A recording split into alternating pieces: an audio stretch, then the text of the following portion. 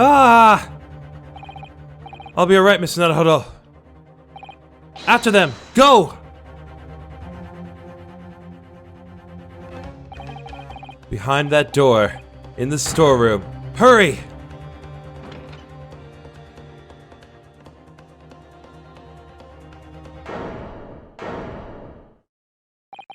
It's Gina?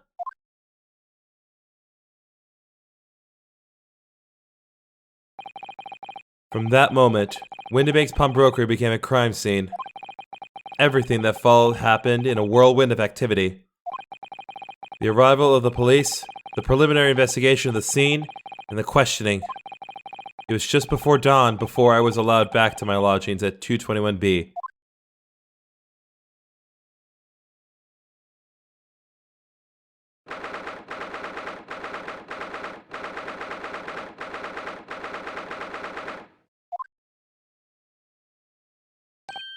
Oh, Iris! A telegram came, but all it said was, wait at home. Oh, yes, we asked one of the policemen to have it sent.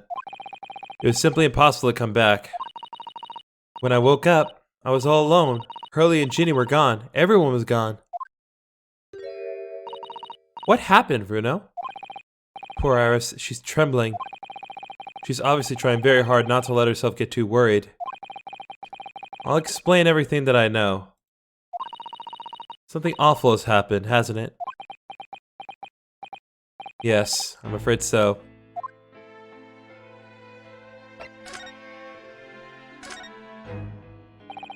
I'm sorry to have to tell you this, Iris, but Mr. Windibank is dead.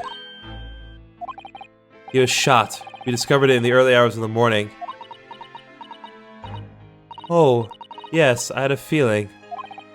You did? Well, I saw all those police carriages pulling up outside his shop, so I knew something must have happened there. When we entered Windibank's in the small hours, we disturbed a gang of 2 thugs. They ran out onto the street and I chased after them, but they got away. So, it was one of them who shot old Windibank, I suppose? I don't know, but that's not what the police believe at the moment. Oh, why not? They've arrested someone else that's their prime suspect, you see. Gina. Ginny? But why? Well, the thing is... No, Ginny wouldn't do something like that. I know. None of us think she did it. Then why have they arrested her? I'm sorry. There was nothing I could do.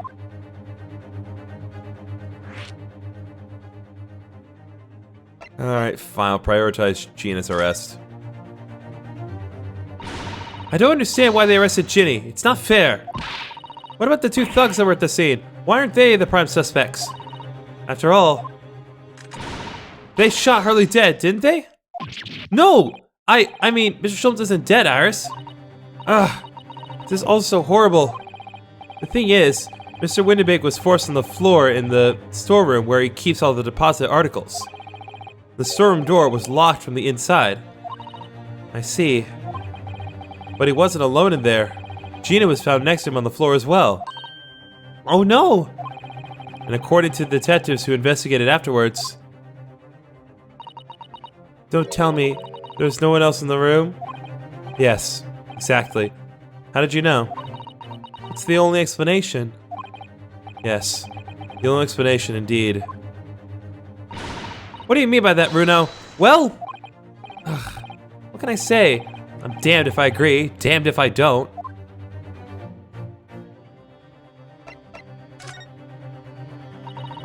So where's Hurley then? Is he still there investigating the scene? He really ought to have some breakfast. It's not good for him to miss meals. I don't want you to worry, Iris, but I have some news about Mr. Sholmes. He was taken to the hospital this morning.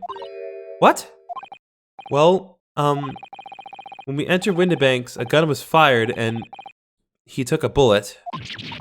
Hurley? Was shot? No. It's alright. His life isn't in danger. Really? Are you sure? Where is he? Which hospital? He's at St. Siner's. They're tending to him there. I must see him at once. I'm sorry, Iris, but you can't. Why not? That's not fair. I'm a family member. I should be allowed. No, I mean, nobody can see him at the moment. He's not allowed any visitors. They're preparing to operate, you see. To operate? Oh, poor Hurley.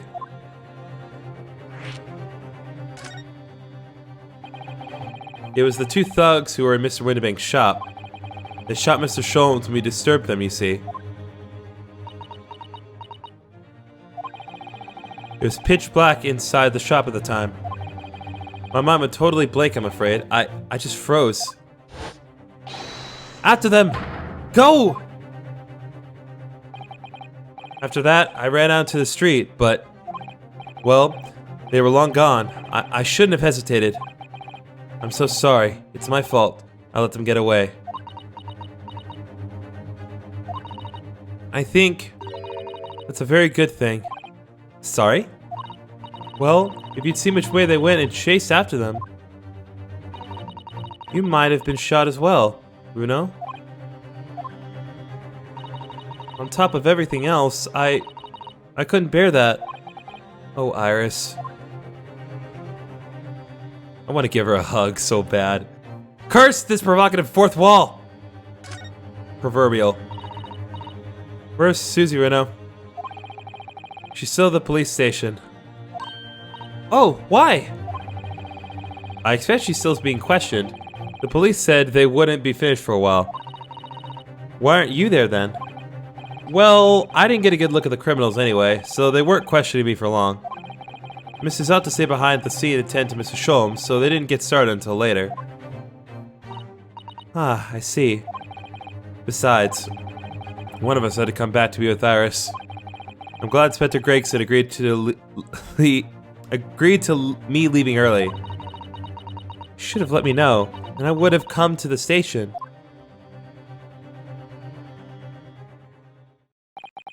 I'm afraid I'll need to go out again now, Iris. There's not much I can do at the moment, but I can at least try to find out how Mr. Sholmes and Gina are getting on. I want to go too. Take me with you, Bruno.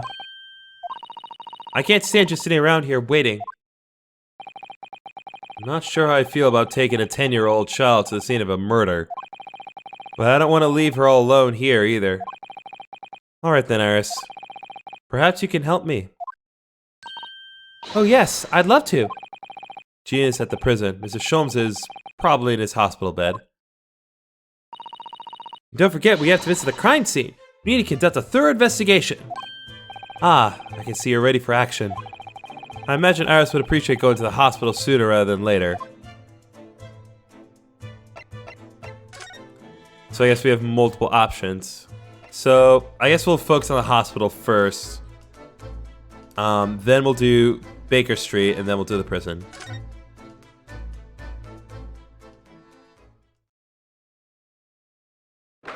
Oh yeah, by the way guys, hi, it's Get to Continue 2. Welcome back to Great Ace Attorney Chronicles. Last time, well, we already recapped that.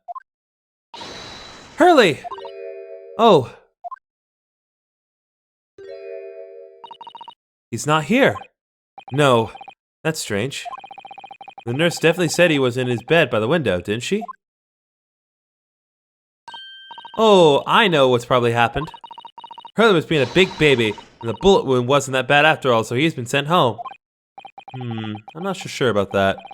Baby or not, there's no question that it was a fairly serious injury that Mr. Sholmes suffered. Oh. Hello, hello? What have we here? This ward is off limits. No visiting. So what are you doing here, eh? Well, I'll have you know, we're Hurley's next of kin. Eh? Oh! Well, begging your pardon then, ma'am. So, a little lady and a curious Eastern gentleman. Great mystery solver as a mysterious family, eh? If that's how you see us, sure. Where is he, Constable? Where's Hurley? I believe he's currently in the operating theater, ma'am. undergoing an extensive operation. Extensive? It's been several hours since he went in. Oh dear. Is he going to be alright? Well, it does appear to be working, you see. The anesthetic, that is. Oh. I've heard a report that the gentleman claims he may have had a little too much to drink last night. Coffee, that is. Ha. Anyway, I think it'd be fair to assume that he won't be back here for several hours yet. I see. Thank you, Constable. Perhaps we should leave and come back later. Oh, poor Hurley. We're just gonna step out now.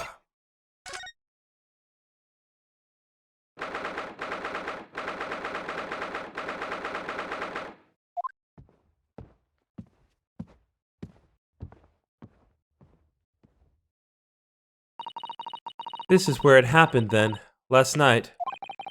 That's right. The two thugs I told you about were obviously ransacking the place, looking for valuables. But apart from the policeman in here, you wouldn't know anything had happened. There's no sign of a disturbance. No, you're right about that, actually. In fact, if anyone, it's police who seem to be the ones doing the ransacking. I know what you mean. Like a gang of organized criminals all dressed in black. Oi, I heard that! Oh, it's you. Oh, Inspector, good morning. I suppose I ought to thank you for your vigilance last night. We got to the scene before it was disturbed, at least. Shame you let the two rogues get away, mind. Yes, I'm sorry about that. I thought you'd assign extra men to beat around here, Gregsy. Now look what's happened. Who's been injured because there weren't enough police on duty. Ah! Your ladyship! No one told me you were coming. I expect you to take full responsibility for what happened to Hurley and see as the very best medical care. Of course, your ladyship. The very best officer in the capital attending to him as we speak. And I don't think it's Runo's fault that the rogues managed to get away, is it? Chasing criminals is the police's job. Absolutely, your ladyship. As you say, ma'am, as you say. The gent in black is totally blameless. Everyone in agreement about that. Would you believe it? He's like a completely different person with Iris. Talk about a personality change. Oh, where are my manners? And you, are you thirsty, your ladyship? Perhaps you'd like some juice? Some nice, refreshing fruit juice? What? Oh, why? Are you thirsty, Gregsy? I have some of my special herbal tea with me, if you'd like some. Glug, glug, glug, glug. Ah, lovely. Very much. That really hit the spot, your ladyship. I don't even recognize him like this.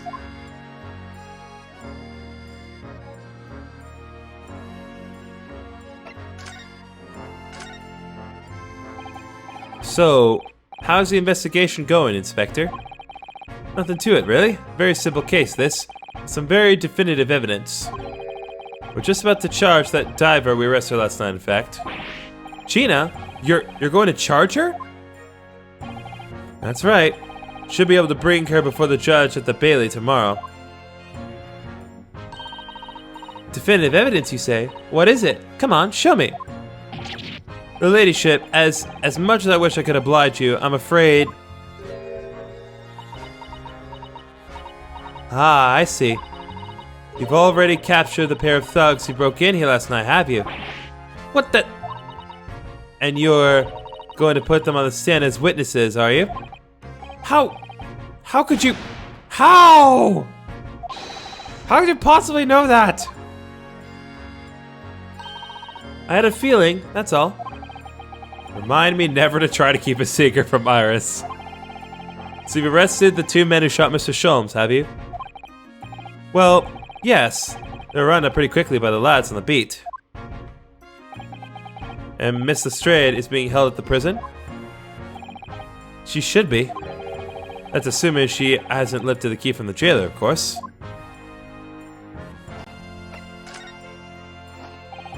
Can you tell us anything about Mr. Sholmes? What's his condition?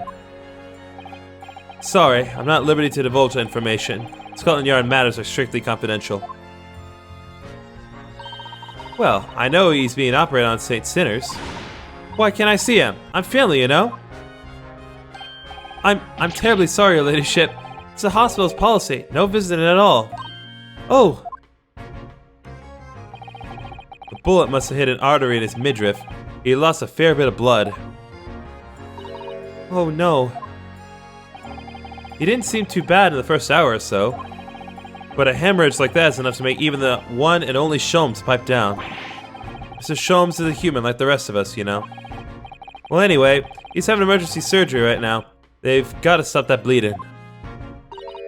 But he will be alright, won't he? They'll be able to make him better?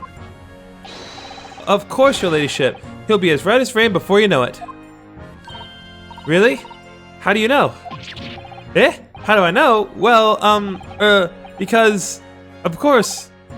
Yes, because Mr. Sholmes is such a great detective, that's why. We better pray the doctors have a better grasp of what's needed to make someone well again. Oh dear.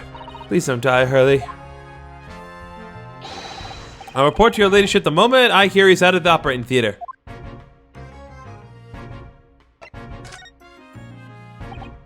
I couldn't help noticing, Inspector. What? Out with it, sunshine. Well, there seems to be a marked difference between the way you talk to me and Iris.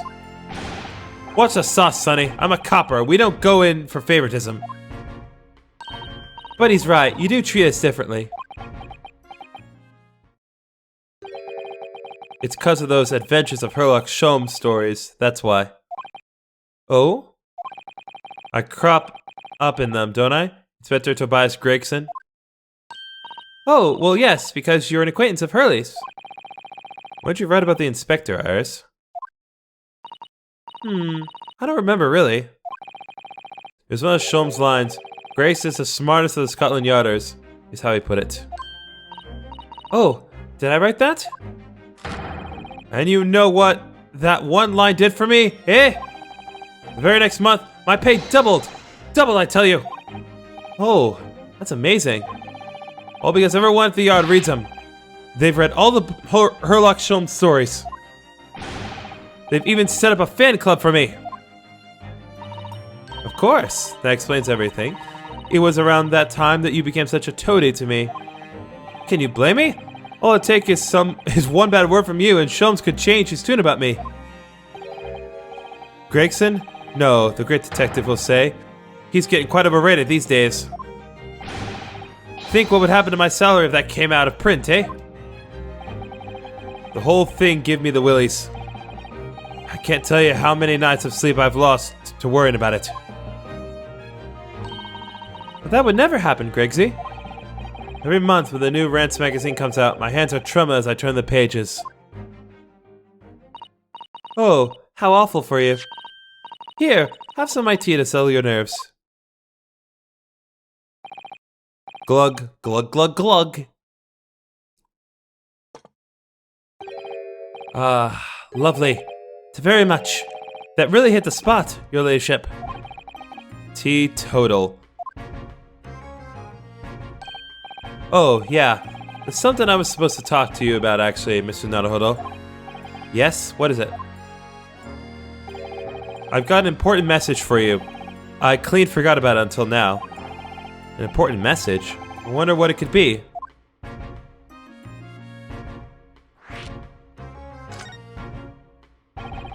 Are you going to tell me what this important message is then, Inspector? Yeah, it's about the young lady who's normally by your side, your assistant. Dear Susie, is she alright?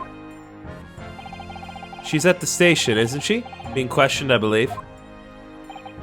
Nope, not anymore. She had to head off. Head off? Where? Lord Strongheart's office, of course. He summoned her. Oh, yeah. Ah, yes, of course. I'd forgotten about that. One of the Whitstocks took her there in a yard carriage after we'd finished questioning her. But she asked us to tell you she didn't have the fare for the return journey and to go and meet her there. She's got a nerve using Scotland Yard as a bloomin' messaging service. I see. Well, thank you for passing that on, Inspector. Why did Susie have to go see the Lord Chief Justice? She didn't tell me. But I better head over to the Lord Chief Justice's office to fetch her straight away. Okay, well.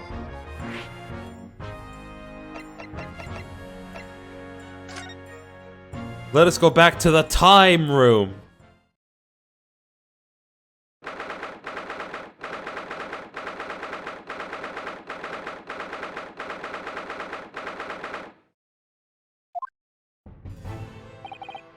Yes. No matter how many times I come here, I always get the same sense of oppressiveness somehow. Do you think the place is oppressive? I think it's normal. How so? I mean, look at that suit of armor over there. You can't take that seriously, can you? Maybe it thinks the same about you. So everything is clear with regard to tomorrow's arrangements, I trust? Yes, thank you very much. There they are. She's at the son of Lord Strongheart. Wonder what they're talking about. They both look very serious. Very good. There is nothing further to discuss. You may return to your lodgings. No doubt you have much in preparation for your return to your homeland. What?!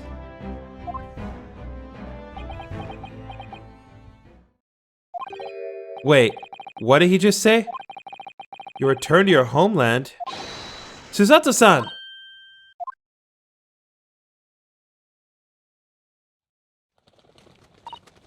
Oh, Mr. Naruhodo. What was all that about?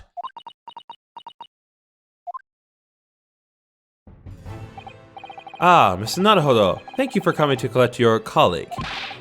What's this all about? Why are you talking about Mrs. Sato's return to her homeland? And tomorrow?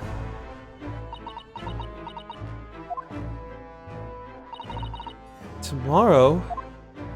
But what about Ginny's trial? You mean she's been formally charged now? Oh dear.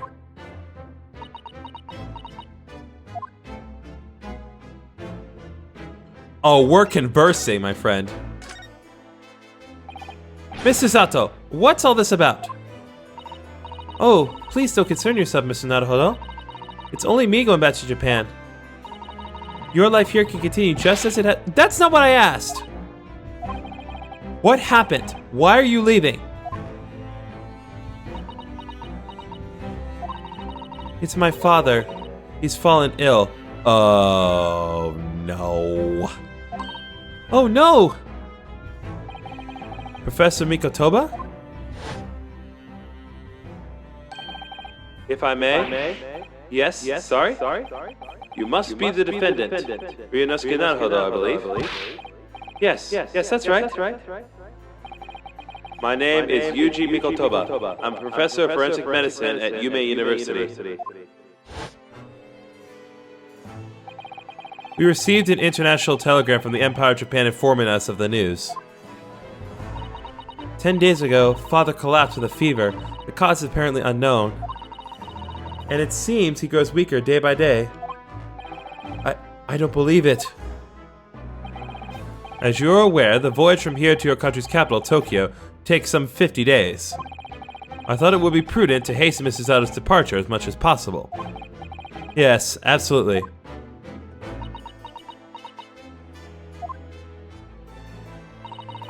I will leave London first thing tomorrow morning. I can't believe this is happening.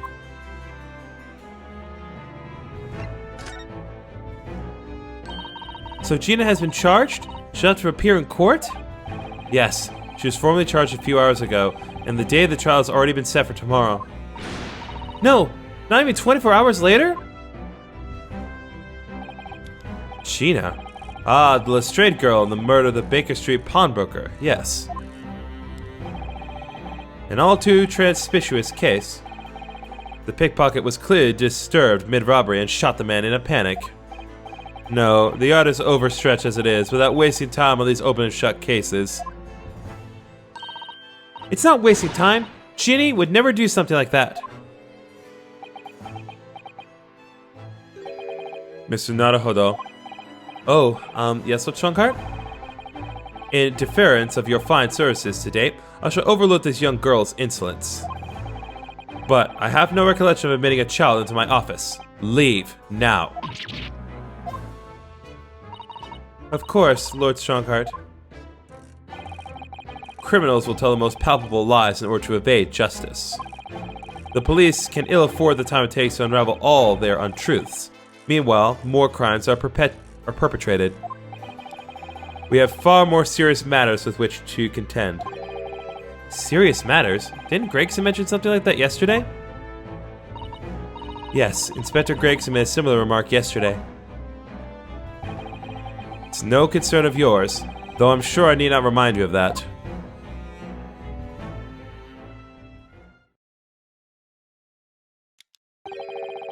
"3 minutes precisely till my next meeting. You must excuse me." There's just one more thing, Lord Strongheart. Which is? It's Miss Lestrade's trial. I wonder if you might permit me to defend her. A timely suggestion. Sorry? The girl currently has no representation. But that's not fair. Yes, she may be a pickpocket, but she still deserves a fair trial.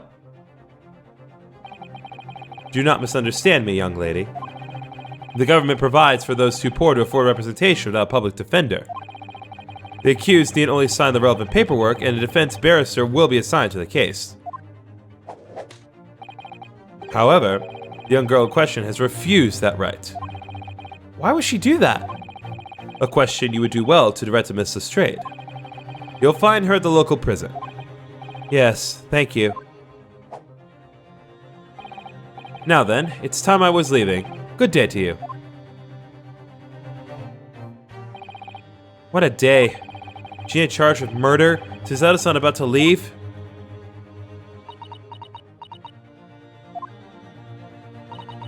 Come, Mr. Naruhodo.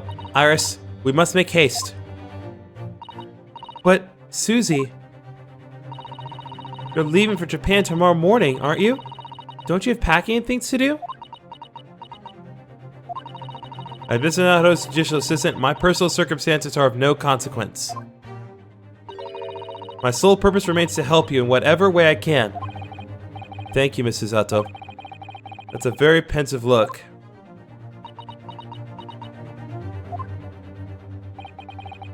If I'm honest, this has completely thrown me off. I'll just have to do what I can, as a lawyer.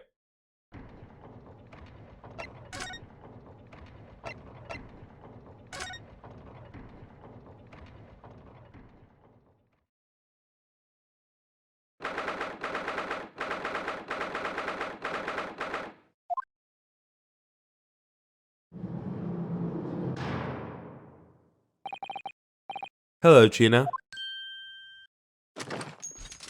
Why were she allowed to bring that into her cell?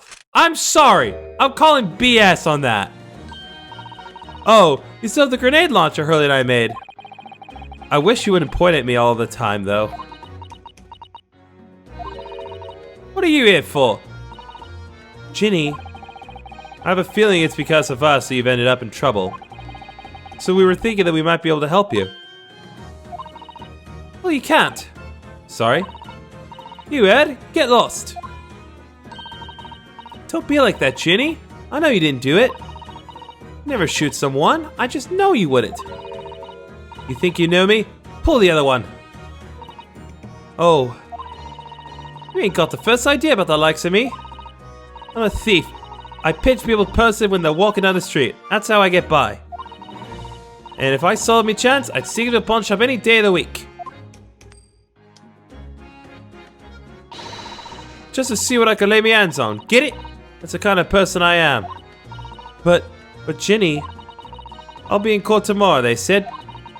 Some cove by before and said he'd be a lawyer for me or the like. Said it was my right or something. But I told him to get stuffed. I don't need no lawyer. I don't need no one. She couldn't be staring at me any more obviously if she tried. Why are you being like this, Ginny?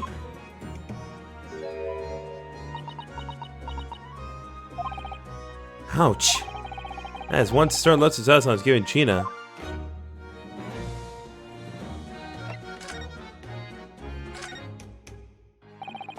I don't understand, Gina. Why did you send the public defender away? He wanted me to sign some papers. Representation papers or something like that. It's all gonna be rigged anyway, the whole trial. Well, pin it on me because I'm a kid. That's what grown-ups always do. Why do you think that? Because that's how it's always been for me, growing up in the back slums, me whole life. If you do what the grown-ups tell you, you'll get your mates dragged up by the coppers, or worse. I've had it happen to me before and all. Been sold out and nearly snapped on the back of it. Can't trust no one, that's the point. As soon as you do, you're gone to grass. Dead. Gina, listen.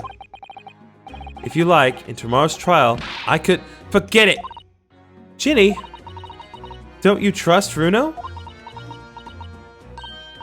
Nah, I don't.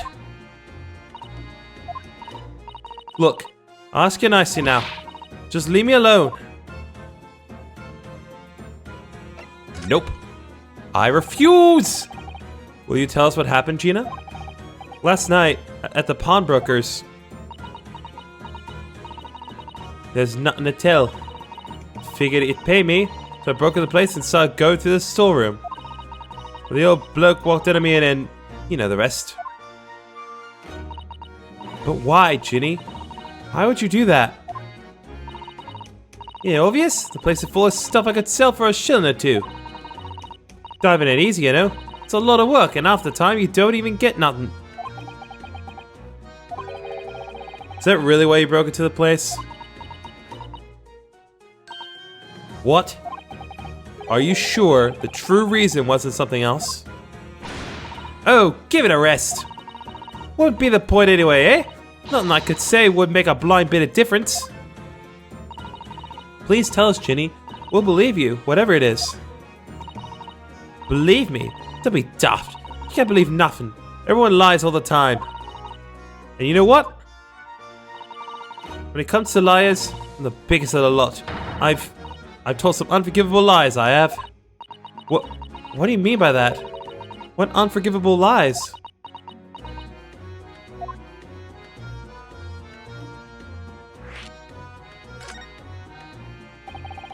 What did you mean before, Gina, when you said you were the biggest liar of the lot? Why don't you tell us what these unforgivable lies you've told are? Maybe we can help. Sorry. We're out of time. They're gonna want to question me now. Ginny, please. Oh yeah. I want to give you this. Something to remember me by.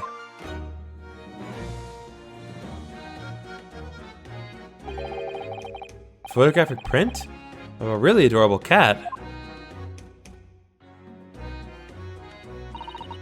Found it in one of the pockets of this coat.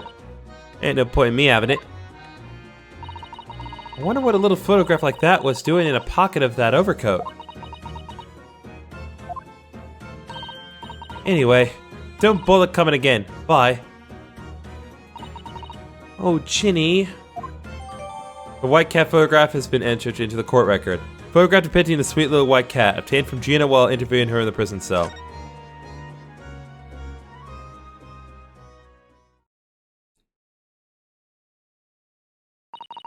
Gina, I wonder if you might hear me out.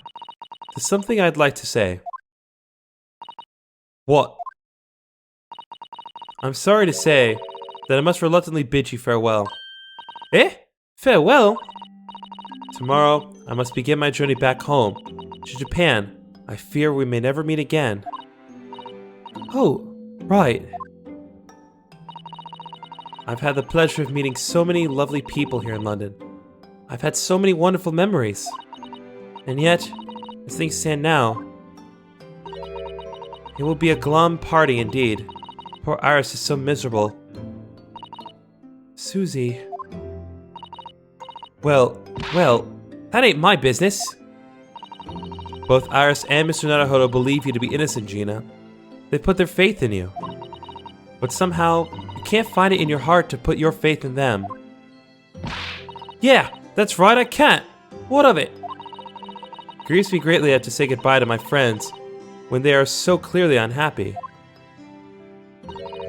Because of you. Eh? What? It's my fault? Yes. So I have one final request, Gina, before our paths never cross again. Right here and now. I want you to show both of them that you don't deserve the faith they've invested in you. Eh? Only by doing that will you truly be as alone as you claim to be. What are you talking about? What do you expect me to do, eh? You told us that everyone lies. So prove it by admitting one of your own untruths. What about what you said before, Ginny? You said something about unforgivable lies. You must tell Mr. Naruhodo and Iris the truth now. That is my last request before I leave. My last request to the judicial assistant. No, I can't. Whatever these lies are, they're obviously weighing very heavily on Gina's mind. Gina, I could be wrong, but is this something to do with what happened 2 months ago? Something about that trial? The one in which Madness McGilded was acquitted? Ah. The case of that mysterious murder that took place inside the omnibus. You were called as a witness by the prosecution. Is that what this is about? Yeah, you're right. Because in that trial, I lied. I lied like you wouldn't believe. Will you tell us about it now?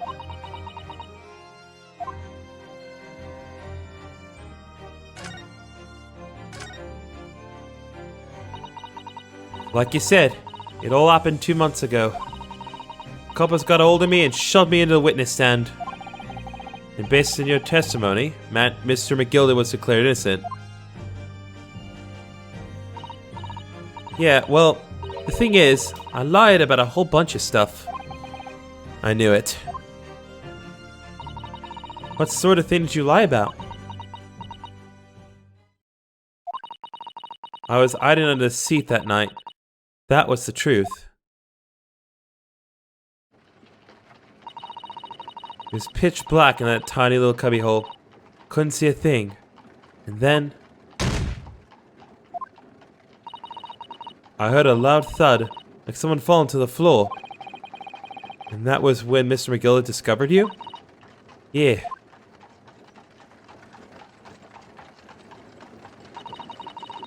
He pulled me from under the seat and sat me next to the dead man.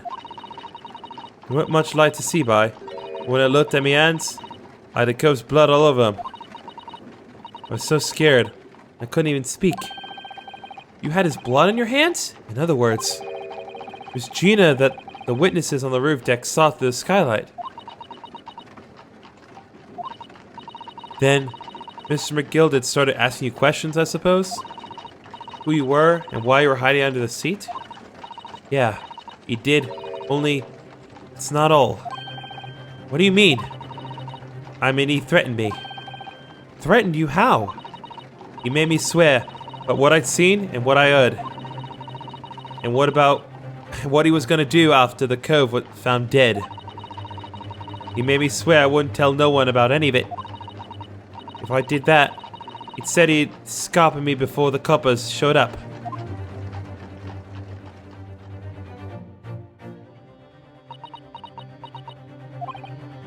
Gina, you must tell me what he swore you to secrecy about. What you saw, what you heard, everything.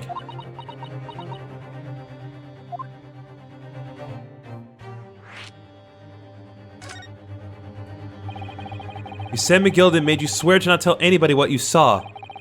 But you were in the pitch black compartment under the seat the whole time, weren't you? Yes, Mr. McGilded sitting above your head, if I remember correctly. Yeah, that's true, but it was when I heard the thud of the cove hitting the floor, I let a little scream. See? Couldn't help it. McGilded heard that and dragged me out by my arm. That's when I saw it. It was on the floor next to the old geezer what had been stabbed. A disc, all bright and shiny. A disc? Do you mean? Yeah, that's it. One with what the D took off me at Windybanks. So the music box disc was there on the floor of the omnibus. Not for long. McGilded spotted it right away. He picked it up, smartish, and stuffed it in his inside pocket. So that disc was on the omnibus 2 months ago at the scene of Mr. Mason's murder. And the bug trotter told me I ought to mutter a word of it to no one.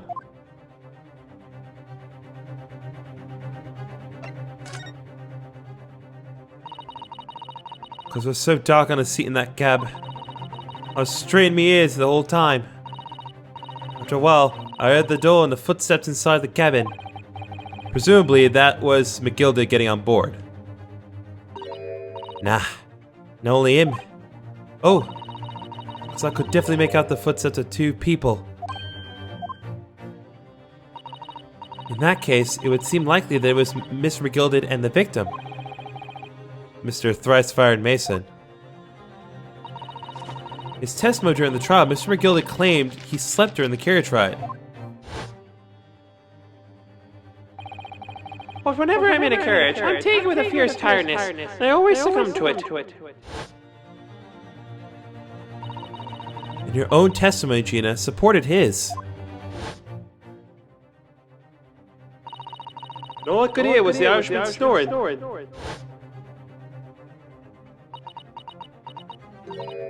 Yeah, that wasn't exactly true. Neither of them was asleep.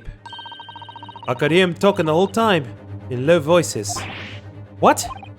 What were they talking about? Sorry, I don't know. Some of the horses and the wheels was too loud. But that still tells us something. Mr. McGilded and the victim knew each other. So McGilded was lying, as I suspected.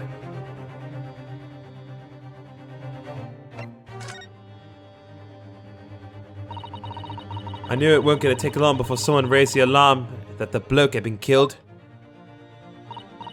Yes, you were quite right. The other passengers on the roof deck noticed very quickly. So when the cab came to stop, McGilded told me to idle back under the seat again. I climbed in and waited. Two coves from up top ran to get the coppers. Yes, Mr. Fairplay and Mr. First. Right. After they'd gone, McGilded asked the driver to do him a favor. Favor? Now then, fella, what I need ye to do is take this coat of mine and deposit it with a nearby pawnbroker. And for your troubles, let's see now. I'll give you 10 guineas. A nearby pawnbroker? You mean on Baker Street? Yep, he got it. It was Windybanks. Coachy snapped at the money and ran off to pop this coat as fast as he could. So there he was with no one left in the carriage. McGilded opened the box under the seat and let me get out of there, but not without conditions. I see.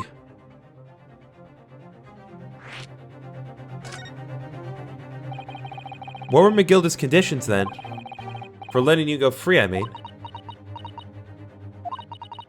Not telling a soul, not for anything, but what I saw and what I heard. And there's something else as well. There's more? Yeah, this is the most important thing, he said. I'm after sending a coachman on a little errand for me, with some small change in his hand. Now then, did you hear what I asked of him? Did you see anything at all? At all? You asked him to give Bumpy a weasel, right? Aye. The fiend's taking me over coach deposit with a pawnbroker hereabouts. I want you last to take the redemption ticket for it. Do you understand? What? You want me to have the ticket? That's right. And I'll come fetch it from you later. Sometime in the next 2 months. You're to hang on to it until then. Is that clear? Whatever you do, don't lose it. Alright then. And in case I might happen to be delayed at all, you're to go to the pawn shop, Windybank so it is, and you're to extend the loan before the 2 months is up. If you forget, the article will be forfeited, and any old fiend could come along and buy it. But I ain't got that kind of brass. Here's £5. That should be enough. Do we understand each other, lass? Don't try anything funny now. If you're going against me, yeah, I get it. Good. And one more thing. In a few days from now, you'll be visited by the police, I've no doubt. Coppers? Aye. They'll come ask you to take the stand in court to testify as a witness. So let's just have a wee chat about that, shall we? What is that you might say? And what is it that you won't?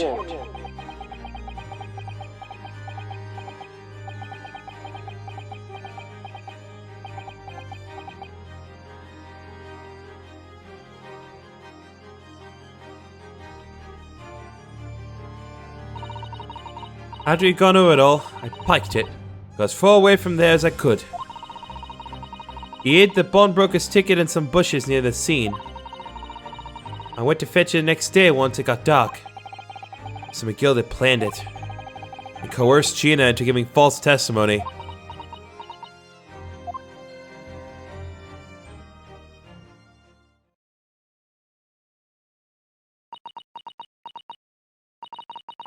I bet you're ready to string me up, eh? I lied. The big old courtroom. I told some caucus. The thing is, he said it would make it so we couldn't live in the East End no more. That's what he threatened me with. What a wicked man. He knew everything what went on in the back slums. He knew he had no one to look after us, and we was all just looking out for each other, getting by together. So you mean Mr. McGilded would have, in an heartbeat, he could have had a lot of us chased out of there if he wanted. And then where we have gone, eh? Nowhere, that's where.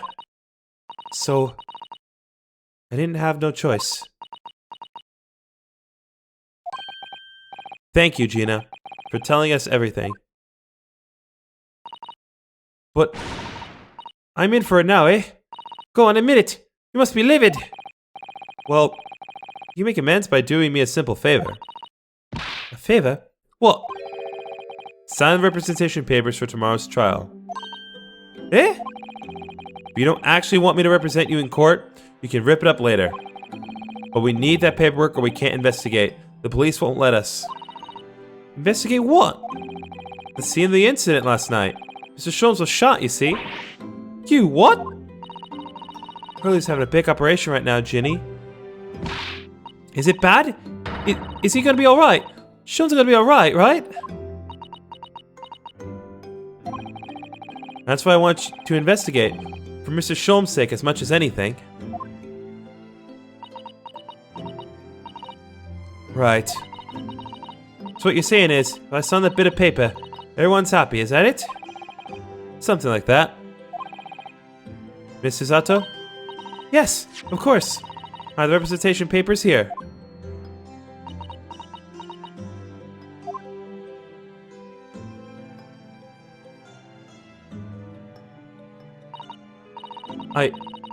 I don't need no one to stick up for me, though. No lawyer or nothing.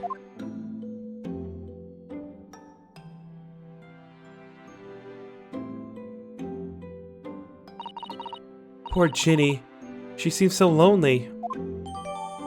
Gina's representation papers have been entered into the court record. Paperwork signed by Gina to put me in charge of her defense. Showing this, the Scotland Yard detective gains us access to the crime scene. Well, at least this should mean we can investigate the scene at Windybanks now.